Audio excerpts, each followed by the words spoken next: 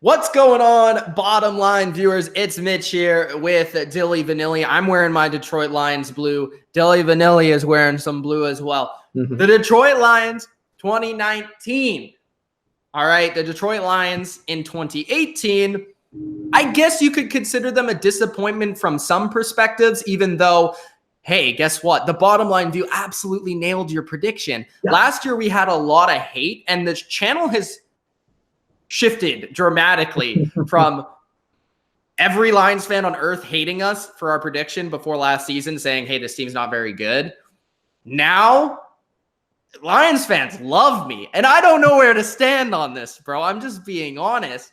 So this is why I am trying to be as fair as I possibly can be, taking all biases aside, not trying to upset anybody, but just trying to give you my predictions, the straight and narrow Dilly Vanilli. So I will let you start.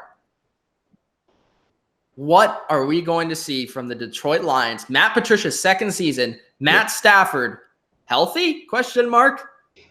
What do you think? Oh, last year was a heck of a ride, wasn't it? We just had so many of those great dislikes, and now we're 1 year later, 365 days or so removed from that. My record for the 2019 Detroit Lions is a 9-7. Whoa! Yes, sir, 9-7. I am going to be very positive about the Lions per se, not the playoffs. Did you see that? I just jumped out of my chair. Well, that's a good thing. I appreciate that. Not the playoffs. I do not have this team in the playoffs, but I have them very close. So if you're a Lions fan and you're like, okay, this is a step in the right direction, I say it is. Let's look at the team. Receiver-wise, they are without Golden Tate. Golden Tate is no longer here. He's now with two different teams since he left this team earlier last year. But we do have Kenny Golladay, who can step up into a big role. He had inconsistency issues last year, but is still a good player. Marvin Jones is still a very good number one receiver, in my opinion. I would like to see a third guy, but we do technically have that in their new tight end, TJ Hawkinson, who is a great tight end from Iowa. I like the talent there. And they also got Jesse James, of course. Their offensive line is pretty good, honestly. I like some of the pieces that they have there. It's going to work with Matthew Stafford pretty well. I also forgot to mention that Danny Amendola is also on this team, a classic New England Patriot, which also kind of feels weird. We have quite a bit of Patriots players on this team. Also, Jermaine Kearse. And Jermaine Kearse, yes. Jermaine Kearse comes in here, and he is pretty underrated. I think he had 1,000 yards in 2017. So. That, I will say, is the most depth the Lions have had at wide receiver in a very long time. I understand they don't have Golden Tate, which he was a good player for the Lions, but Kenny Golladay, Marvin Jones, good number 1 and 2. Not really a number 1 like clear cut there, but they're both good players. And Amendola and Kearse are both starting NFL wide receivers. Amendola's a little bit older, but he can still get it done. And Kearse has shown that he can produce on other teams outside of Seattle. He was good in New York. So I think that 3 and 4 is actually pretty good depth for a team that's seen a lot of injuries at this position. Yeah, totally agreed. And Matthew Stafford is going to need those kind of guys to step up, and I think they will do well. Speaking of Matthew Stafford, apparently this guy played with a broken back, so you know his fortitude to this team. He wants to give it his all. And, he put up some of his worst career stats, but if it's from the injury, then I understand a little bit. It's also from the injuries to his teammates. Yeah. Some of these guys were out for most of the season, so he couldn't throw to his biggest targets. He was throwing to Bruce Ellington most of the time. Yeah, fantastic. But all things considered, I think he's going to be on the step back up. Screw Madden for absolutely putting him in the dog crap ratings like Marcus Mariota. That's absolutely ridiculous. Kerryon Johnson was hurt in the second half of the year, but he had a great start to the season. And I think if they use him well, like they were starting to in 2018, he's going to have another great year. And CJ Anderson comes into this team, surprisingly enough, after his great run in 2018 with the Rams for some reason. I will say this is basically what they had in LeGarrette Blount last year, except Anderson, I think, is an upgrade. Like he's better. Yeah, he's better put in this stage of his career than what LeGarrette Blount was.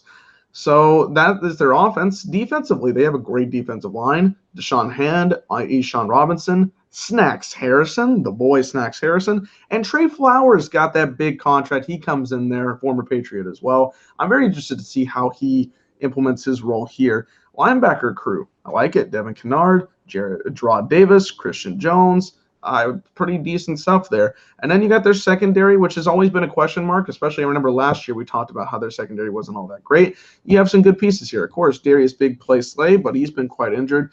Quandre Diggs is there, pretty good stuff. And the big question mark for me, because I talked about his contract, Justin Coleman, is he going to fit in this system? Because I wasn't as high as the people were when I talked about his contract, but we'll have to see. The thing is that they play in this incredibly difficult division, and they have a pretty not so favorable schedule. They play the Cardinals, which I talked about in our Twitter chat. They might not even win that because it's a very interesting Week 1 battle. But then they play the Chargers, the Eagles, the Chiefs, the Packers, and the Vikings, all the way straight. Like those 5 teams right there. Like that's insane. Like, well, who wants to play that schedule? Nobody wants to play that. That's absolutely ridiculous. And then later on in the season, they play the Bears, of course. They got to play them twice. They got to play the Cowboys, Vikings again, Packers to finish the season. It's a rough stretch, man. So if they come out of that first 6-game stretch and win 4 out of 6, look out for this team. I'm just going to say that right now. 4 more wins, it's a perfect position for them. But I don't know if they can do that because that's just a rough start. And when you're falling behind early in the season, I don't know if you can come back. 9-7, I think, is a pretty favorable record for me. This is the highest I've been on the Lions in a couple of years, and they've done the things well. They got their defensive line really well put together. Matthew Stafford, if he's healthy, is ready to go. Their offensive weapons are there. It's just the schedule is really tough in this division. It's going to be hard to win in. So got them at a 9-7 record, which is second in their division. Tied for second in their division. Give them that. So there you go. The Detroit Lions, I have them tied for 3rd in their division. Mm-hmm. They will not be making the playoffs this year, unfortunately. Guys, I want them to make the playoffs. Trust me. I have them at 8-8 this year. And I do feel like that's quite an improvement from last season, considering they were not very good last year, and also considering this schedule, like you've brought up, this division is insane. Looking at the Lions roster, the biggest issue I have with the Lions is their offense in terms of their scheme. I don't like Darrell Bevel. I don't like that hire. I understand you wanted to go in a different direction, and I understand that Matt Patricia has this whole thing about running the football, but you have Matt Stafford. I don't want to be running the ball as much as you want to be running the ball. I'm sorry. I just don't think it's very efficient. Now, if they utilize their running backs as pass catchers more often, and maybe we'll see something a little bit different from Darrell Bevel, maybe he's just in there to bring a little bit of more of a running element to the offense, but I still want to be primarily a passing offense if I'm the Lions. That is my opinion. I think the offensive line is solid. I actually think that interior could be very dominant as run blockers, and I think Kerryon Johnson could have a really big season if he stays on the field. TJ Hawkinson's good. I like the signing of Jesse James, even though I thought it was a little bit too expensive. And we've discussed the receivers, which I think has the depth. The D-line I love. I've made video on it. I think it's the most underrated in the league. Plus you added Austin Bryant, PJ Johnson to that depth, and Okora as well as a pretty good pass rusher. Trey Flowers, I think, will be utilized the same way he was in New England. Sometimes he's on the edge. Sometimes he's interior as a pass rusher, but he'll be a beast for them. Gerard Davis, I think, is the X factor / potential breakout of the defense. He needs to have a big year here. He was a first-round pick in the past. He needs to be that presence in the middle of their defense. He's athletic enough to do it. He just needs to kind of execute. That's basically it. You look at the secondary, I do think it's better than last year because they added Justin Coleman at slot corner, who's a big play corner. We saw him pick 6s in Seattle, fumbles. He makes plays. And as a former Patriot, I also know he's a good locker room guy. He's going to buy into the system that Matt Patricia is selling. And I think that's also a big note for Lions fans. With Trey Flowers coming in, with having leadership from Darius Slay and Damon Harrison, I think this team is just, and Danny Amendola offensively, this team's going to buy into what Matt Patricia is trying to sell a little bit more. And that's something that I think hurt this team last year because they weren't buying into what he was trying to sell and that it was going to be a process. But I think Bob Quinn's done a good job of adding talent to this team. I also think that Matt Patricia's defense will be good this year and the offense will be improved.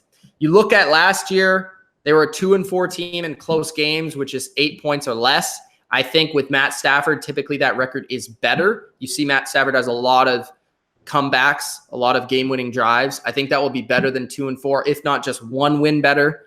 So I'm looking at an 8-8 record for the Lions just because of the division and the difficult schedule. If this team was in another division, just like the Packers, just like the Vikings, I could see them in the playoffs, but I don't at this point. It's tough, man. Sorry. It's tough. Gronk spike the like button. Subscribe to the Bottom Line View for more NFL and Detroit Lions videos just like this. If you enjoyed, check out all our other stuff. Comment below what your opinion is on the Lions. Do you think they're better than 8-8? Do you think they're a playoff team? Do you think they can surprise some people? I know that USA Today had them 3-13, so hopefully you're a little bit happy with this prediction, which that was ridiculous. I don't understand that. Insane. Yeah. But comment. We want to hear from you guys, from Mitch and Dylan. Thanks for watching. Peace out.